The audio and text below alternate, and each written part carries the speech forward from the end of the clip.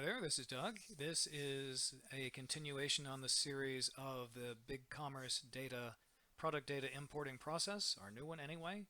And will cover creating the first revision spreadsheet and the steps contained in the master document here.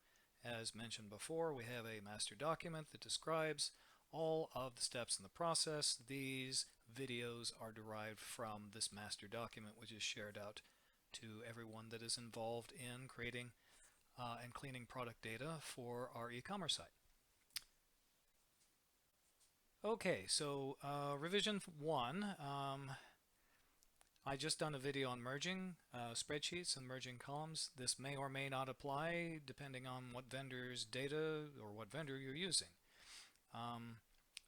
If you haven't done so already in the merging process, the first step in revision 1 is to clean up some of the artifacts of the spreadsheet so you can continue. In this case, we see that there's a lot of filters applied and some weird headings, and there might be some odd coloring and formatting.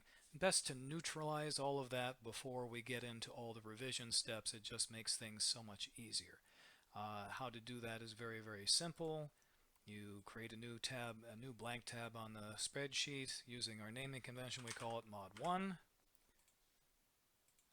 There are probably many ways of neutralizing filters and colors. I find the quickest, dirtiest, and simplest way here is just to select everything on the sheet that's got all the data that you need and do a copy, and then come over here and do a paste.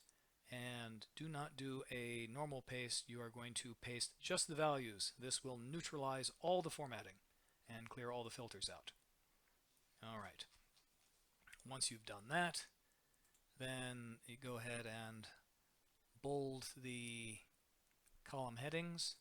Go to View, freeze the top row so you can move back and forth and don't lose the column headings. Go to Home, select everything, Format, and auto for the column width. All right. This is the first step in the process in revision 1 if you haven't already done this in the merge process, to go ahead and work with your data. This is the easiest way as a starting point. So we're using that spreadsheet just as an example. All right, so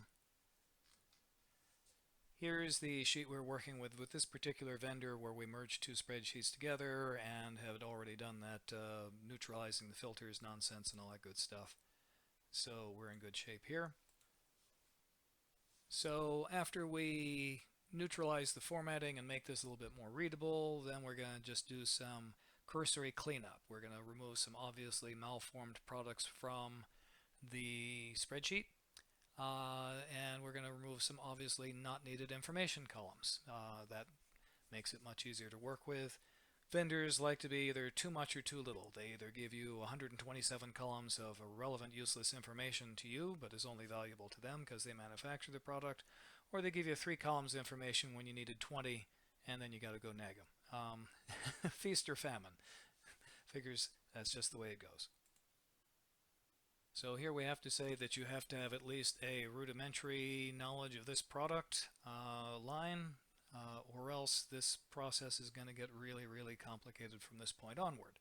So if you haven't done it already, go to the vendor's website, poke around, get some idea, feel for what the different models of the product are, what they do, the various shapes and colors they come in, or else this is going to get to be a real pain.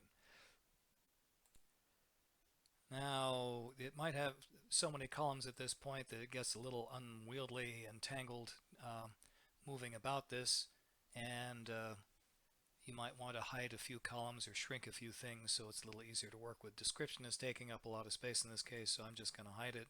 We select it all, right-click it and hide it.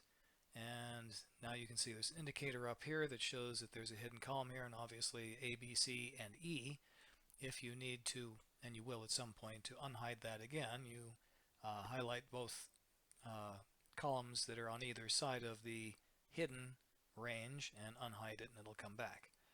This is a convenient little thing to make the spreadsheet a lot more maneuverable, and hiding the columns that you already know you're going to keep helps out a bit. So at this step in the process, we do a fair bit of data sorting to try and get an idea of, do we have some garbage data. It is fairly common for most vendors to give you thousands of products that are missing key information, like the SKU, which in this case they call name for some idiot reason. And well, how the hell do you buy a product or sell a product that doesn't have a product name?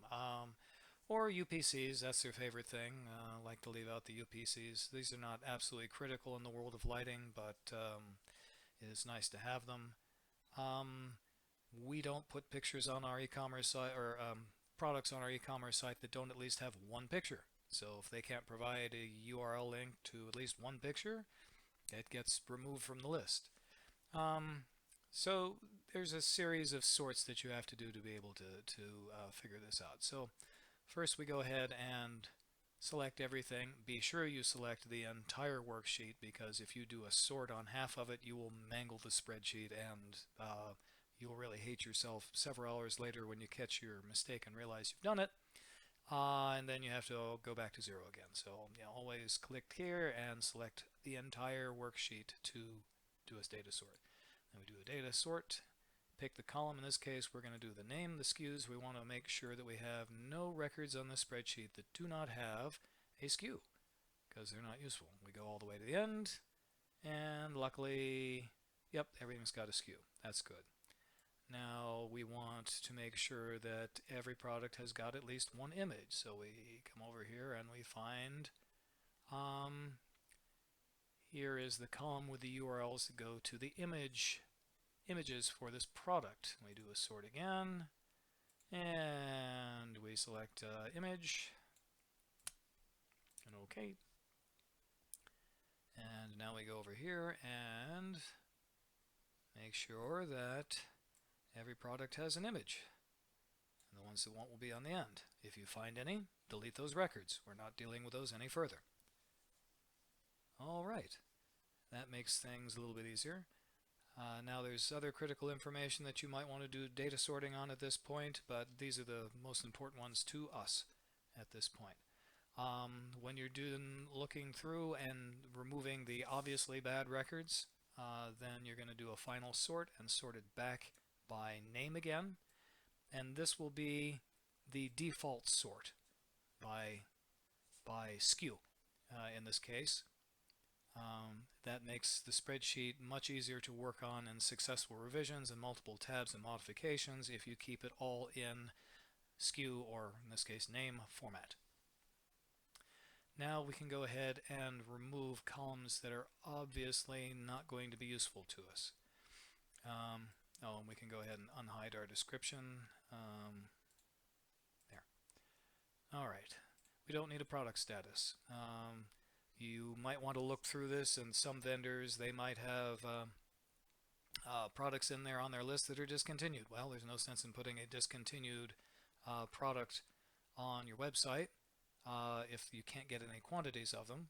If they do have some in stock, well, then that's a decision to make with the sales team. But generally, you would remove all discontinued products and just have the active ones. After that, you don't any longer need that product status column. It's served out as usefulness by removing the products that were obviously not going to be on the site from the beginning. So we take out status. All right, product group, type.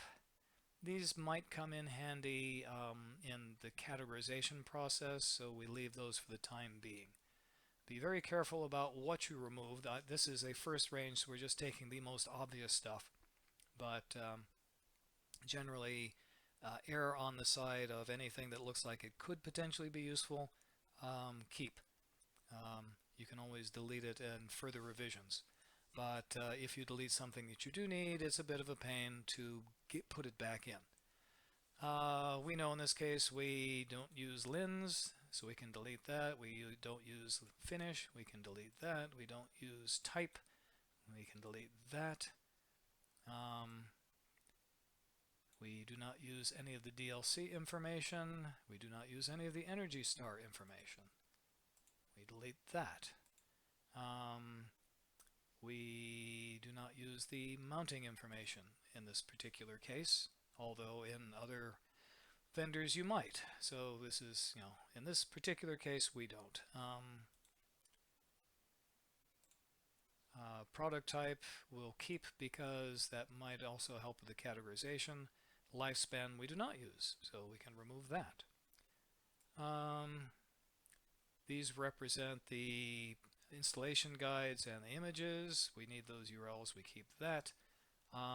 You can tell a useful URL from a not useful URL by looking for a file name. In this case, line drawing. Okay, that is referencing an absolute URL to an absolute file, a PNG file. So that's a picture we can probably make use of. So we definitely want to keep that column because it's one of the pictures. Features page, though, is just a URL to the vendor's website. I guarantee you they will rewrite their website in 6 months and break all of these links. So we would never use a redirect out of our site to the vendor's site. So we can delete something like that. IMAP pricing, we will use that, absolutely. The trade pricing, no, that's distributor pricing. We will not use that. And our specification sheet here at the end, which we'll merge in at a later point in revision 2. All right. So here we've done the preliminary cleanup. We've removed the obviously bad records and we've removed the obviously not useful columns. You have to keep pruning this as you go through the process because as you go through you add new columns of information, old columns of information become irrelevant and can be deleted later on. You have to do this or else things get too unwieldy, and thus the revisions. Now this is the completion of the process for revision 1. At this point, we would save this as revision 1. So name is changed as per our naming convention. We've changed the date to the current date. Now we can go ahead and be very careful of default location because I'm using OneDrive. It wants to default to there. We want everything under temp, so we got to browse and save it in temp. All right. Once again, we're not altering the merged sheets. You always try and save the last changes on the merged sheet and the new changes on the new revision.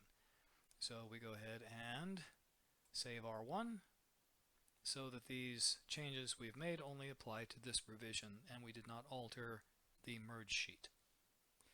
That completes cleaning up the data up to revision 1. Thank you for your time.